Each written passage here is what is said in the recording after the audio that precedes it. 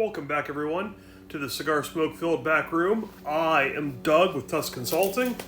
TuskConsulting@gmail.com. TuskConsulting@gmail.com. If you are a pro-gun Republican and you would like some political consulting help, drop me a line at that email address, and we'll work with you.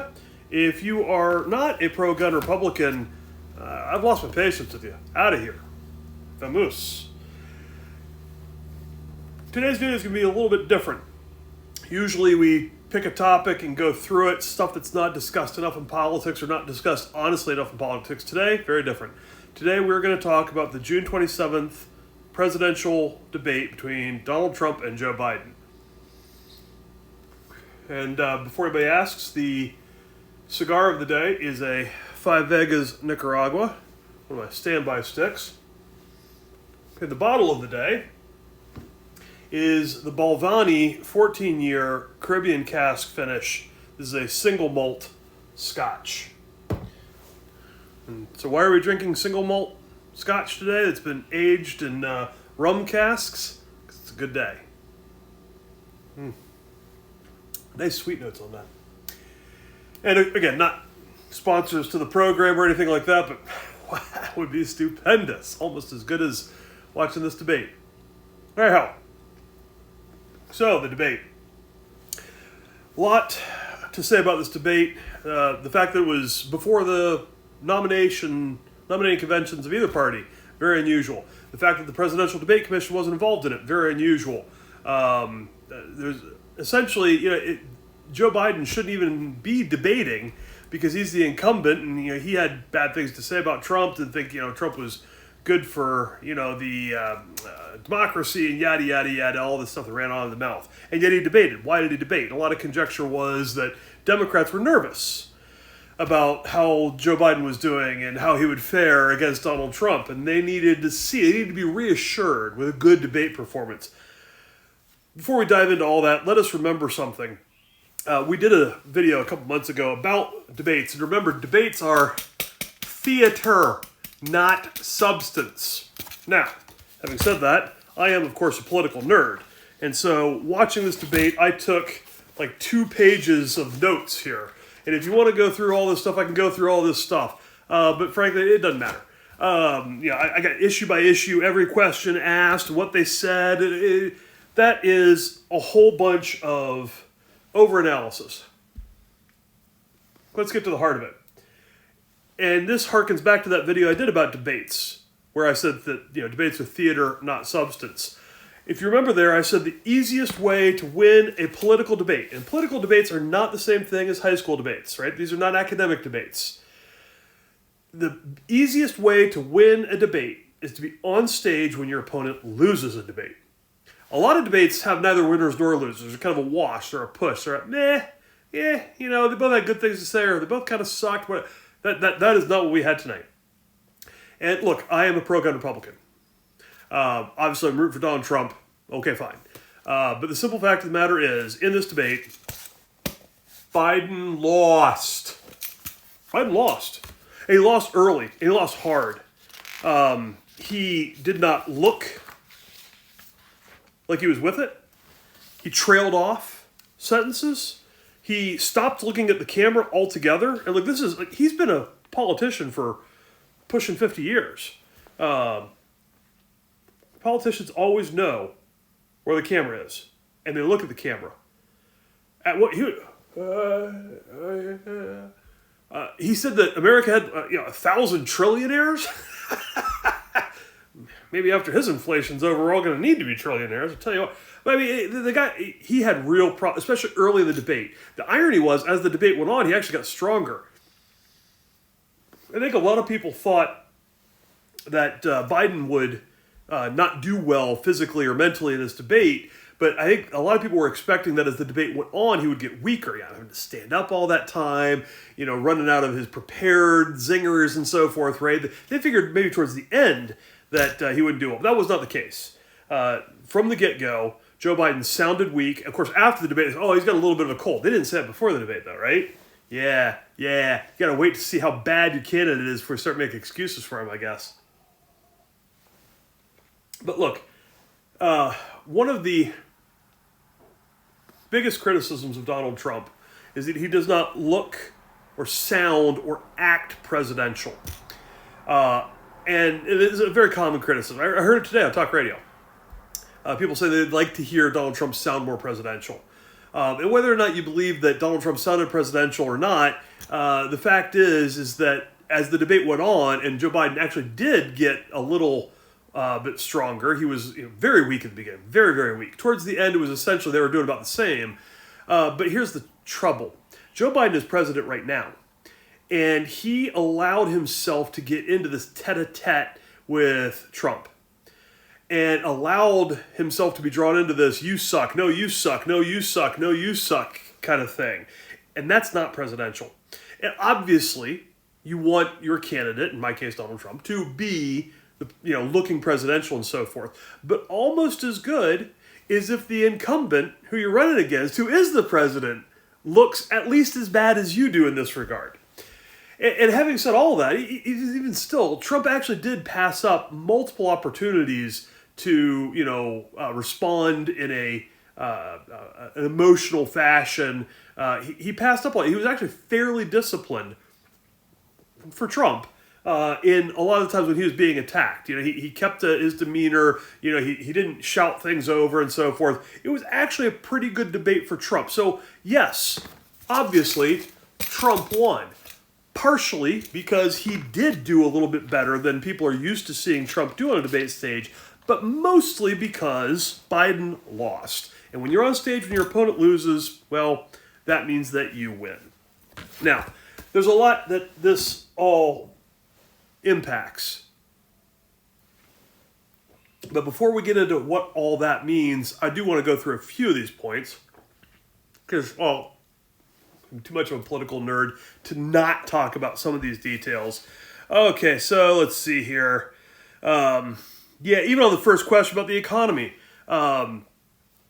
he trailed off, Biden trailed off and so forth. At one point, talking about the military and so forth, Biden said that no troops had died during his administration. This is blatantly false. The 13 brave service members who were killed in the Afghanistan pullout, which was a complete disaster. I don't care where you're on the political spectrum. I do not remember the end of the Vietnam War. It was before my time. But people I know that do remember it say that this was worse than the whole, embassy, last flight out of Saigon thing, right? And for people that were alive then and remember that, to compare what happened in the Afghanistan withdrawal and say it was worse than that, that's really quite a statement. And then Biden says, no soldiers have died on my watch. I mean, completely off. One of the many, many missteps. At one point, talking about inflation, Biden said that he was handed 15% inflation, and later on he said he has 0% inflation at the beginning of his term because the economy was flat on its back. So he contradicted himself, couldn't keep his own comments straight, which is, I guess not terribly surprising. On the abortion issue, Trump absolutely fought Joe Biden to a standstill. Absolutely fought him to a standstill. It was brilliant. First off, he talked about, look, I'm a gun guy. And ironically, guns didn't come up in this debate at all. All right, whatever. There's a lot of other issues, okay, though. But on the abortion issue, Trump said, hey, the abortion pill, the Supreme Court ruled on that, fine, whatever. And basically said, but the Democrats are the extreme ones because they're the ones in favor of third-term abortions. And even after the kid's born, he was talking about the former governor of Virginia, that one that was literally openly talking about infanticide, which is just, insanity, complete insanity. Anyhow, but it was very smart of Trump to frame it that way, that this over here, this Biden guy, he has the extremist viewpoint. And that really ticked Joe Biden off, really ticked him off. I think that was the beginning of Biden getting off of his prepared game. Again, at the beginning of the debate, he was weak anyway. Getting off of his prepared game and instead beginning to react emotionally to Trump, which was very much part of Biden's undoing, especially later in the debate. The immigration issue came up multiple times. There was actually a question on immigration. And Biden tried the old, separating, kids from parents and all that garbage. He regurgitated all those lines. But I mean, like, Trump absolutely hammered Biden over and over and over on the immigration issue. And ironically, when the moderators, who, by the way, actually did a fairly decent job because they didn't run the debate, they didn't run their mouths, they actually did Jake Tapper and I can't think of the other one's name. It doesn't matter. They're not my cup of tea, okay? They're CNN anchors. I'm not going to like them. But they actually did a half decent job, maybe 3/4 decent job of moderating this debate. I didn't expect that to come out. But they actually did a pretty good job of keeping it moving forward, keeping people on track, and all that. But one of the questions that the moderators asked regarding immigration, they asked Trump about, are you really going to deport all these people? And Trump answered the question you wish he'd been asked, not the question he was actually asked. Instead of detailing some 12-step or 39-step whatever the heck plan as to how you're going to deport all these people, Trump just hammered Biden on the problems that illegal immigrants cause, the sorry state of the border, the economic impacts of people being displaced from jobs, and all this stuff, right? The crime issues, etc., etc. The fact that there are people that have been smuggled into this country that have terrorist affiliations. He nailed Biden on that. He never answered the deportation question, and I'm fine with that. Again, this is not a high school debate. This is not some academic debate. This is a political debate, okay? And in political debates, you answer the question you wish you'd been asked, not the question you actually got. And Trump did that with the immigration issue especially masterfully. Same thing on the foreign policy question about the Ukraine war. Trump kept saying over and over, this would have never happened if I were president. Never happened. It highlighted Biden's weakness on the world stage, which was, again, very, very, very good. It was brought up by one of the moderators, which, again, this surprised me, that there's still 5 Americans being held hostage by Hamas. There was a time in the not-too-distant past in American history where if there were American hostages overseas, the administration was not, trying to do something to get them out, because and the terrorists taking them obviously aren't afraid of American might. This would be a damning indictment of the president. I mean, look, Jimmy Carter, the whole Tehran thing. I mean, this is serious stuff, and it used to doom a presidency. So I was, again, impressed that the moderators were actually willing to bring that subject up.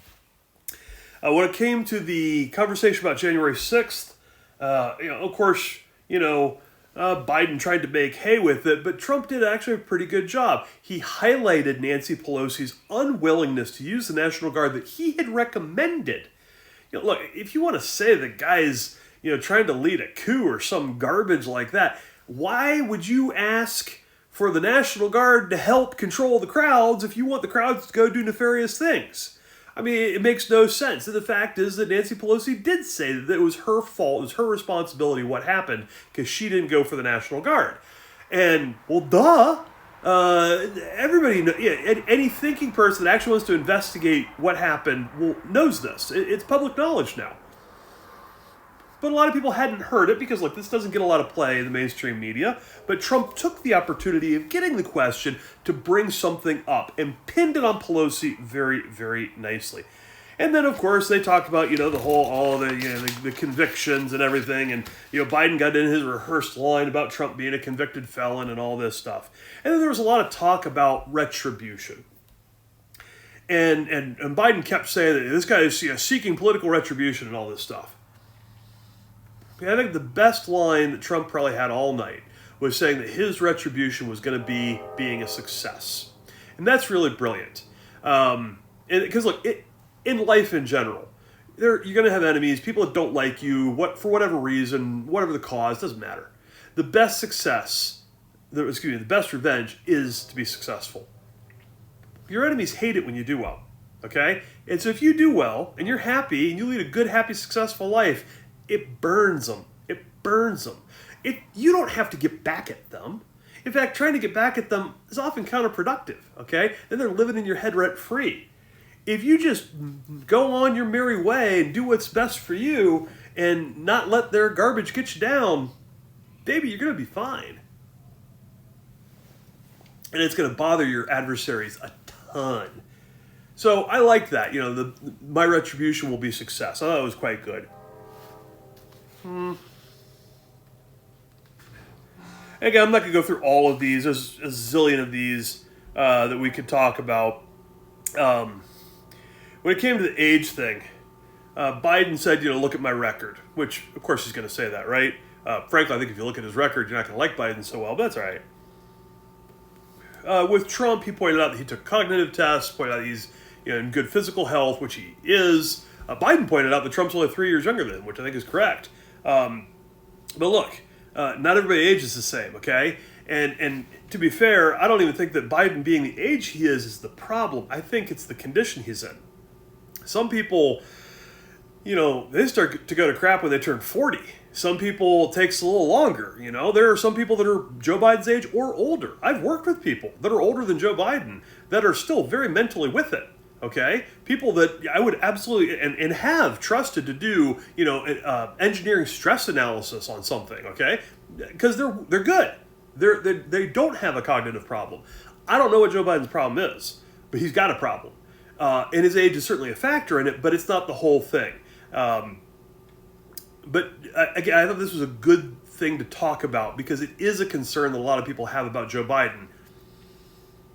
And certainly the beginning of the debate where his voice sounded weak and he looked really bad, especially once he started not looking at the camera, it got really bad.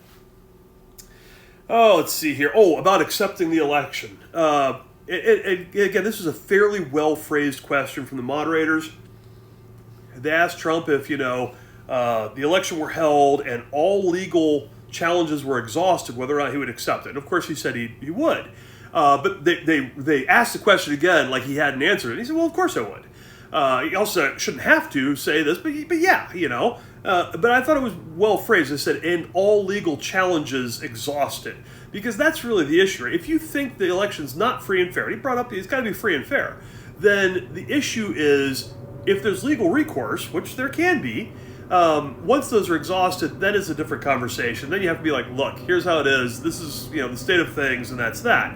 And of course, Biden took the opportunity to just try to call him an insurrectionist and everything else. Anyhow, so now we've gone through all that. Not going to bother with any more of these points because, well, they don't matter. Because remember, this is about theater, not substance. This now brings the next question. I didn't watch a lot of the post-debate analysis because, frankly, I watched the debate myself. I can do my own analysis, right? I'm told reliably that MSNBC and CNN, got the train going by the house here, were in full meltdown after this debate.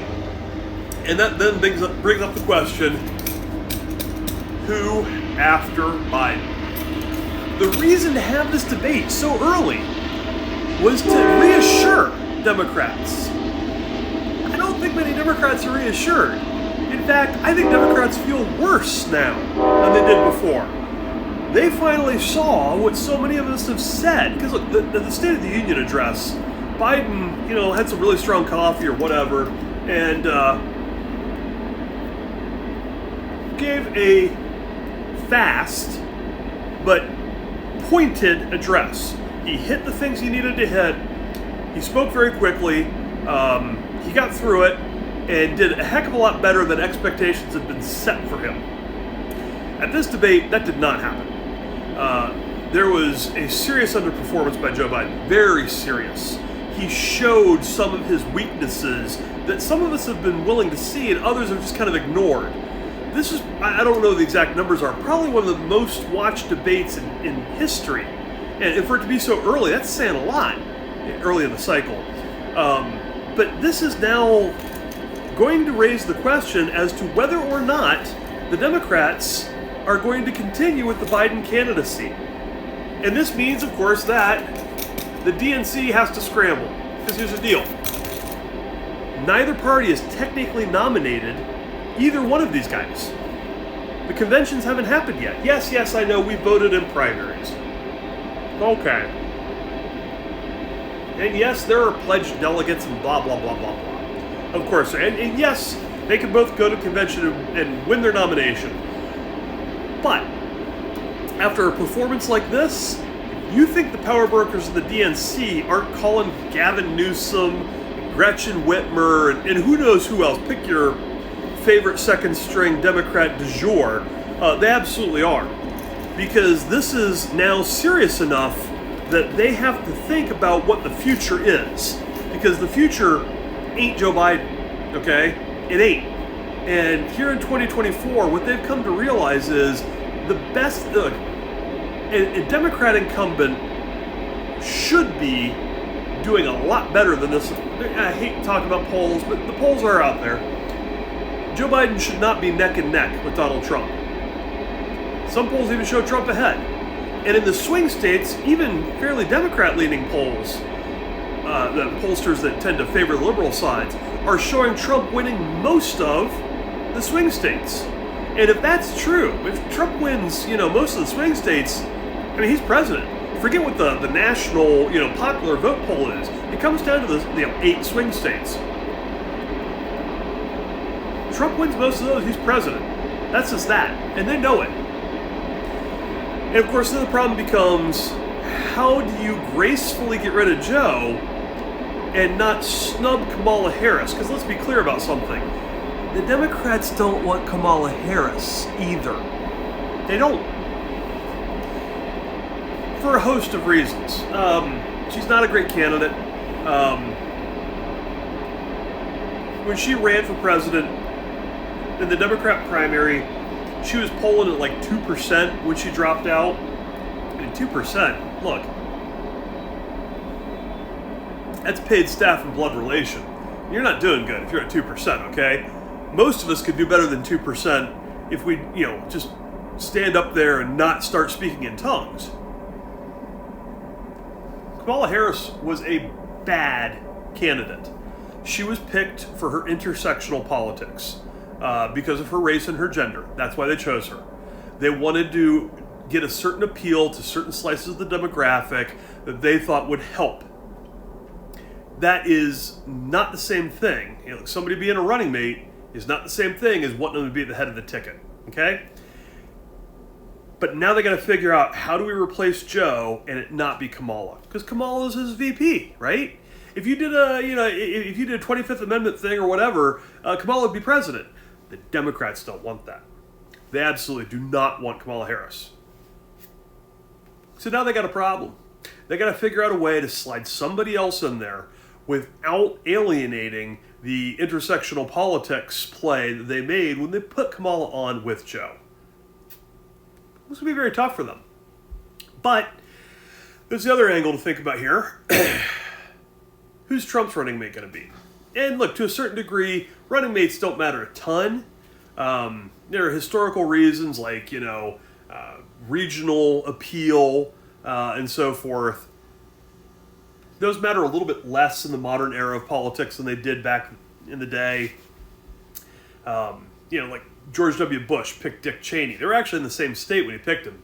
Cheney had to reestablish residency in Wyoming. Look, Wyoming was going to vote for Bush no matter what, right? Cheney didn't, deliver his home state of Wyoming. So what, right? He was going to vote for Bush anyway. Those regional appeal plays are kind of gone in the modern day. So there's a lot of different reasons that we pick someone for vice president now. In W's case, he chose Cheney because W was not a Washington guy, but Cheney was. People in Washington knew Cheney. They could deal with Cheney. They didn't know W, but they knew Cheney. And so he lent some gravitas to the Bush candidacy. Okay, fine. Same thing when Obama ran. Obama picked Joe Biden as his vice president, not because he thought he'd make a great president. Newsflash, he does not make a great president. He picked him because Obama was a state senator from Illinois. He didn't have access to all the power brokers in D.C. He didn't know how things worked in D.C. Joe Biden had been in D.C. for decades as a senator from Delaware. He got Biden to help with the governing aspect of the administration, to get the connections with the right people in D.C. That's why he got him. And look, when Trump first ran in 2016, he took Mike Pence, partially because he wanted to show the conservative evangelical voters, hey, I get it. You're not so sure about me. I'm a New Yorker. I'm on my third marriage. Maybe I'm not exactly your cup of tea, but I know you guys have historically, remember this was before 2020, historically liked this Pence guy, right? Mike Pence, very conservative. Very conservative, especially back then, very conservative, right? So he picked Mike Pence, partially because he knew about D.C., and obviously Trump was an outsider. He picked Pence to give some cred to the whole I'm going to govern like a conservative idea. So then the question becomes, now, who does Donald Trump pick? Well, one of the questions that came up in the debate tonight, and I found it odd that the moderators phrased it the way they did, it's about the African-American vote. And of course, Joe Biden went on and on about how great he was, and all the various programs and so forth and so on. Trump rightly talked about inflation, rightly talked about the things that are hurting everybody. It doesn't matter what color you are. Inflation, the color that matters at the grocery store is green. Okay? We're all paying more for groceries. I don't care who you are. You're paying more for groceries. You're paying more for meat. You're paying more for everything. Okay? Interest rates are up for everybody. And it's kind of one of those things that experience we all share. But something that he mentioned, that Trump mentioned, in that line of questioning, was that Trump was doing very well. And again, I hate talking about the polls, but the polls do show that Trump is doing better than a typical Republican nominee with African-American, especially males. And so this then begs the question, is he going to choose a running mate to help with reach out to that demographic block? If he does, and it is effective, because just because you do doesn't mean it's effective, let's be really honest here. If Donald Trump gets, let's say, 20-ish, maybe or so percent of African-American males voting for him, that is a seismic shift. The Democrats routinely rely on 90+% of all African-Americans voting for them in order to win. If you can get 20% of African-American males to vote for the Republican nominee for president, that is a seismic enough shift that there are states that now get outside the reach of the Democrats to win. And that is significant. And of course, if at the same time that Trump is trying to reach out to that demographic bloc, Joe Biden, or more correctly, the Democrats, do some switcheroo with Biden and they insult Kamala Harris by sending her packing and get somebody else in there, the Democrats may be overlooking a bloc that they take completely for granted, and they've taken it for granted for a long time, people, a long time. And now Trump is like, hey, I hear you, I see you, I know you're suffering just like everybody else in America is suffering with the inflation and so forth, and let's give this a try. Let's see if we can all do well. And I think that's really promising. So, again, I am Doug with Tusk Consulting. Tusk Consulting, Doug at... Boy, I can't even get my own email right. I probably got it here in a paper somewhere. No. TuskConsulting@gmail.com is the email address. Thank you everyone for your attention. Catch you in the next video.